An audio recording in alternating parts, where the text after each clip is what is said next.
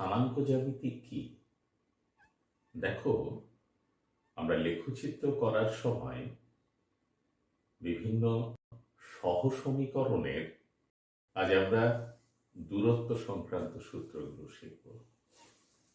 স্থানাঙ্ক জ্যামিতিতে দূরত্ব কি করে নির্ণয় করা হয়। তাহলে আমাদের প্রথম জানার দরকার স্থানাঙ্ক জ্যামিতি কি।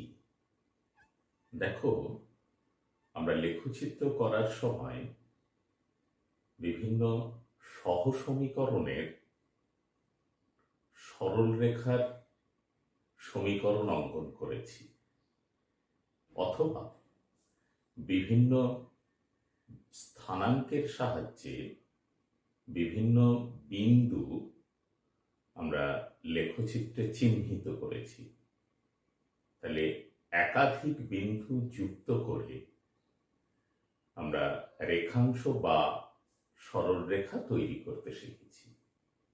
এইভাবে বীজগাণিতিক সমীকরণের সাহায্যে জ্যামিতিক প্রকাশকেই আমরা স্থানাঙ্ক জ্যামিতি বলবো।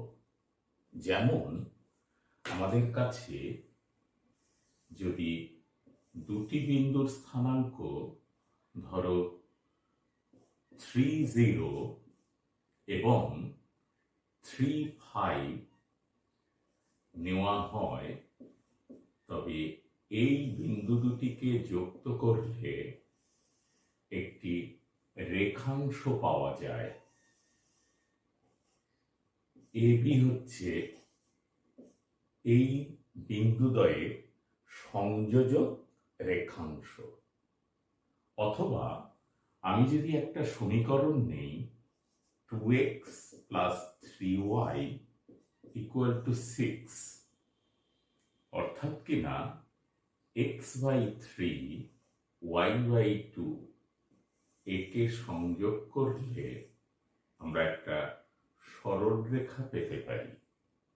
এইভাবে বীজগাণিতিক সমীকরণকে যখন আমরা জ্যামিতির রূপ দেব, তাকেই বলবো স্থানাঙ্ক জ্যামিতি।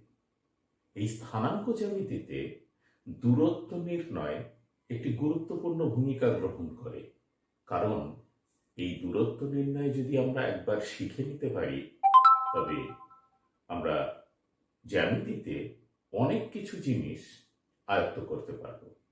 যেমন ধরো, একটি ত্রিভুজ অঙ্কন করা হলো, তার 3টি শীর্ষবিন্দুর স্থানাঙ্ক